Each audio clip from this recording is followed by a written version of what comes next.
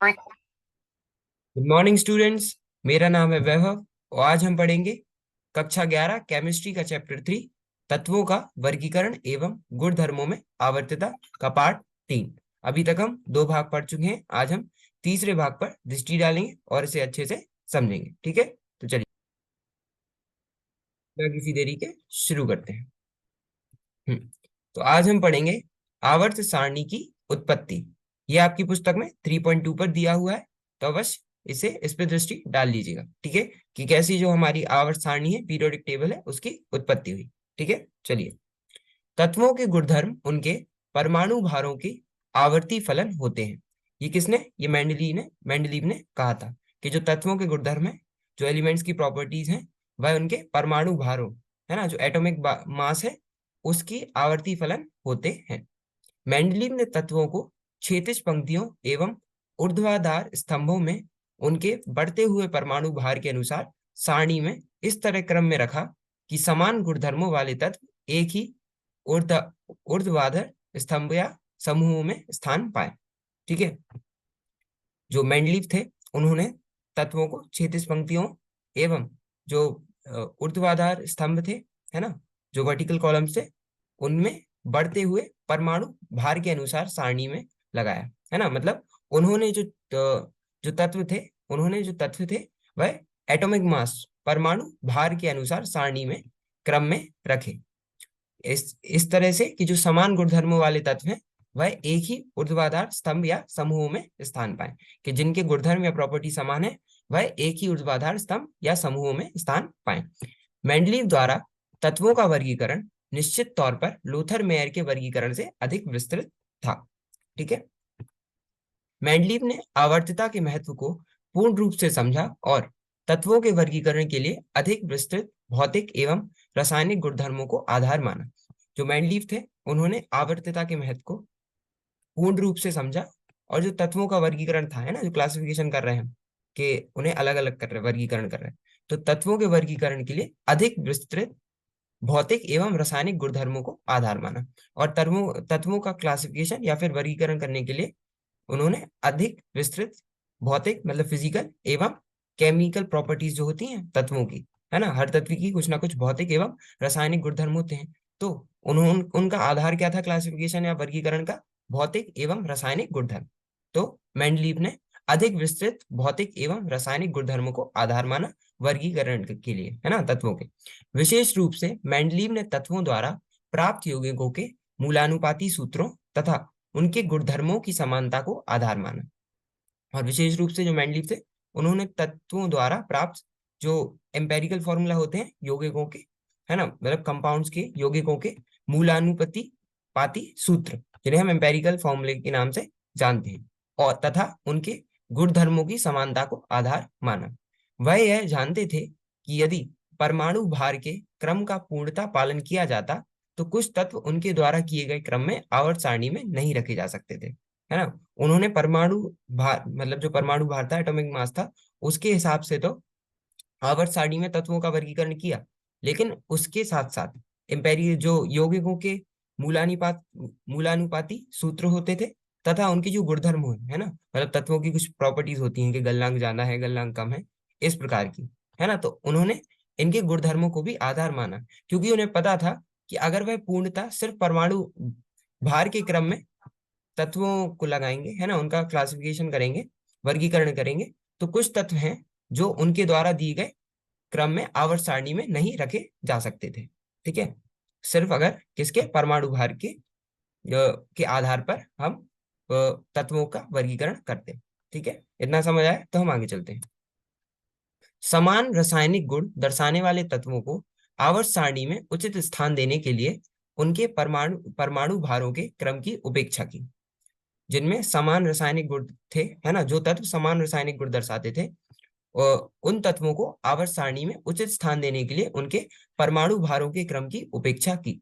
उदाहरण के तौर पर अगर हम देखें कि जो आयोडीन है, जिसका परमाणु भार समूह 6 के तत्व टेल्यूरियम से कम था, उसको समूह 7 में फ्लोरीन, क्लोरीन, ब्रोमीन आदि के साथ गुणधर्मों में समानता के आधार पर रखा गया।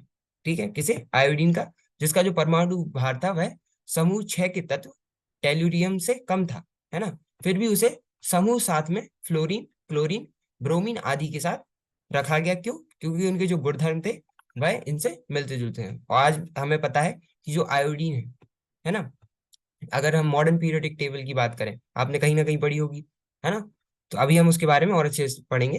तो उसमें जो ग्रुप 17 होता है, मतलब जो हेलोजेंस होते हैं, तो आपने इतना पता होगा कि जो ग्रुप 17 है उसमें फ्लोरीन, क्लोरीन, ब्रोमीन और आयोडीन साथ में आते हैं, है ना?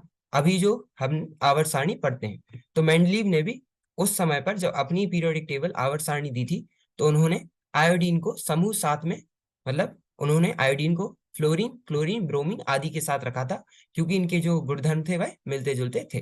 ठीक है, गुणधर्मों में समानता के आधार पर रखा गया। ठीक है, इतना समझ आया? तो हम आगे चलते हैं। ये देखो, ये है समूह तथा श्रेणियों के तत्वों की आवर्तता, जो कि हमें मेंडलीव ने दी थी, मेंडलीव द्वारा प्रकाशित आवर्त सारणी। ठीक है, तो इसमें 0, 1, 2, 3, 4, 5, 6, 7 और 8 इतने ग्रुप दिए हुए हैं, है ना? ये देखो, ये ग्रुप 0 है, इसमें हीलियम, नियोन, आर्गन है। ऐसे ग्रुप 1 है hydrogen, lithium, sodium, potassium, copper. ये ग्रुप 2 है बेरिलियम, मैग्नीशियम, कैल्शियम, जिंक। ऐसे ये ग्रुप 3 है ना? ऐसे ग्रुप 4 के तत्व हैं।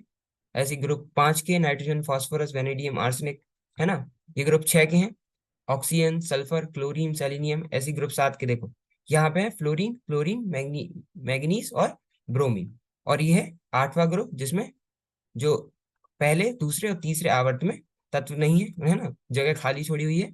और चौथे में आयरन, कोबाल्ट और निकेल है। ठीक है। ऐसे ही यहाँ पे क्रिप्टॉन है साथ में, है ना? छठे आवर्त में 0 में क्रिप्टॉन है, जिनॉन है ना? और यहाँ पे रुबीडियम है, सिल्वर है, सीजियम है। ऐसे ही ये जो तत्व है, मतलब ये जो पीरियोडिक टेबल है, आवर्त सारणी है, ये मेंडलीव ने दी थी, है ना?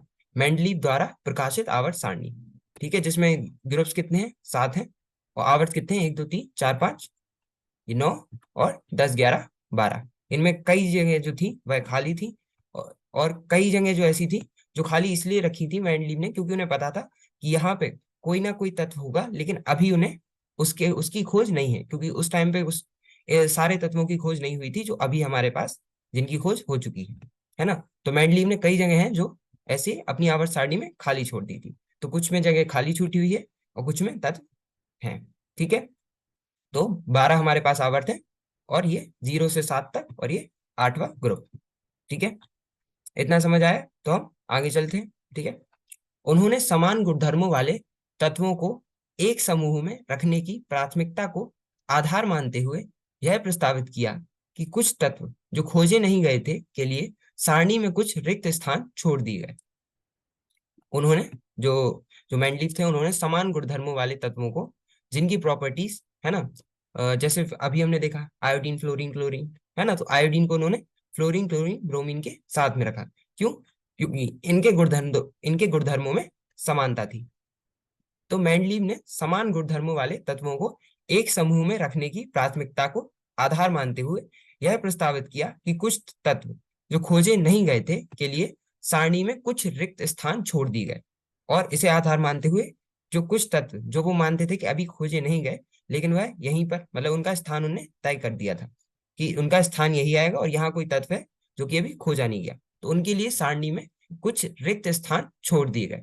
उदाहरण के लिए, जब मेंडलीव की आवर्त सारणी प्रकाशित हुई, तब गैलियम तथा जर्मेनियम तत्वों की खोज नहीं हुई थी।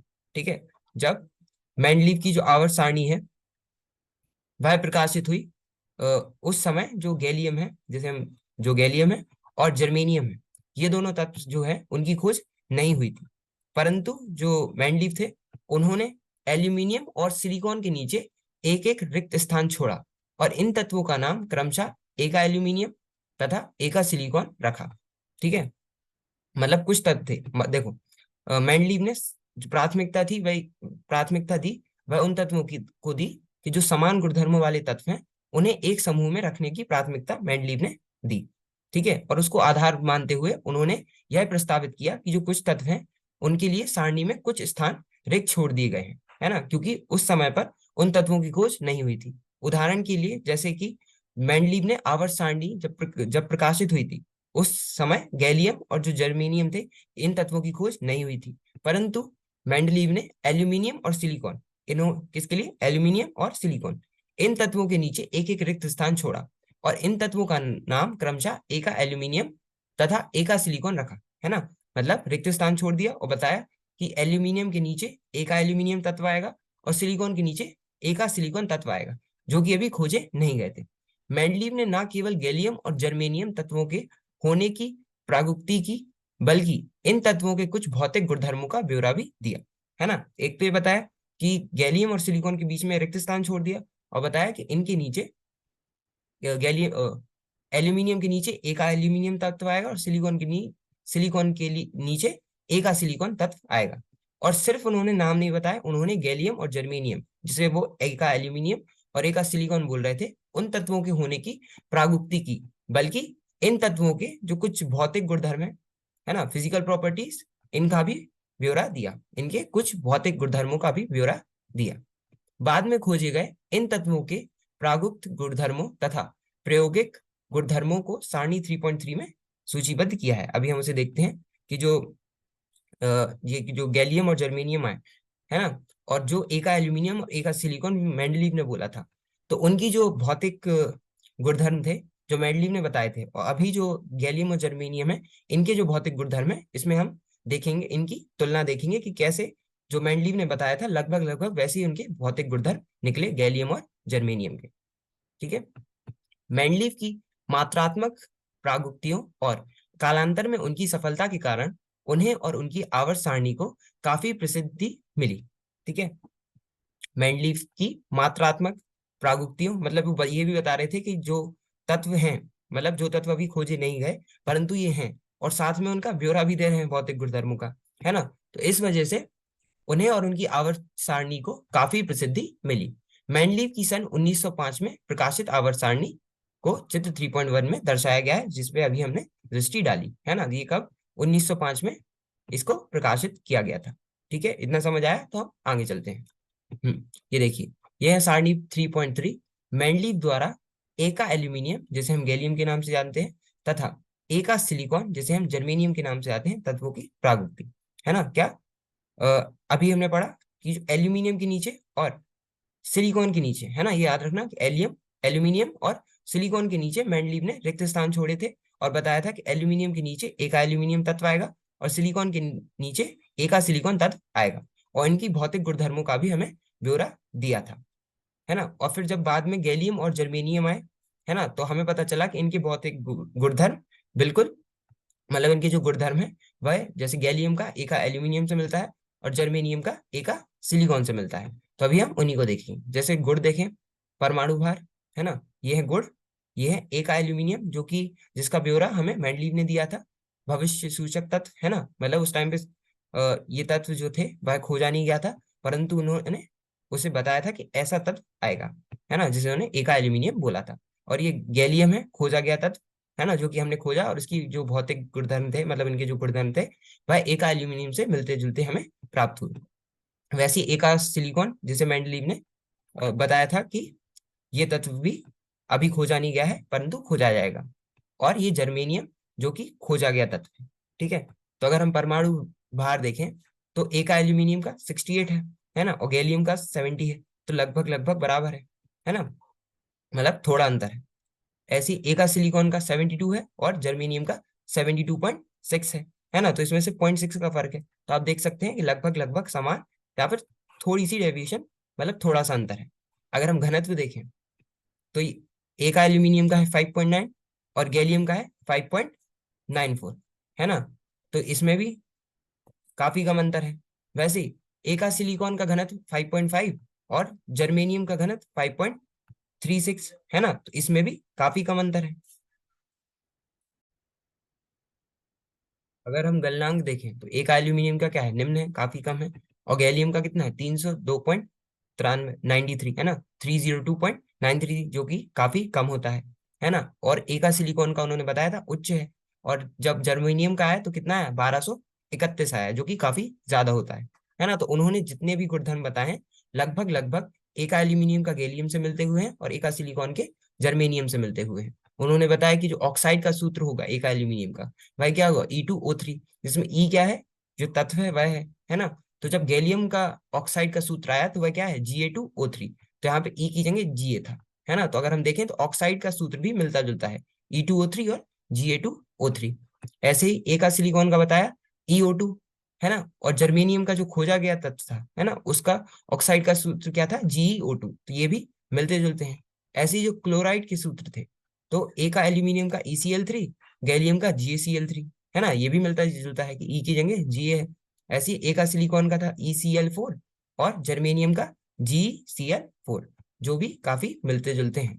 तो ये थे तुलना ए का एल्यूमिनियम की गैलियम से और ए का सिलिकॉन की जर्मेनियम से। इसलिए हमने माना कि जो ए का एल्यूमिनियम है वही गैलियम है, और जो ए का सिलिकॉन है वही जर्मेनियम है। ठीक है, तो इतना आपको समझ आ गया है। तो आज के लिए हम इतना ही रखते हैं। आज हमने आवर्त सारणी की उत्पत्ति पर चर्चा की। बाकी अगले भाग में हम आधुनिक आवर्त नियम तथा आवर्त सारणी का वर्तमान स्वरूप, इस पे चर्चा करेंगे। ठीक है, तो मिलते हैं अगले भाग में। धन्यवाद, थैंक यू।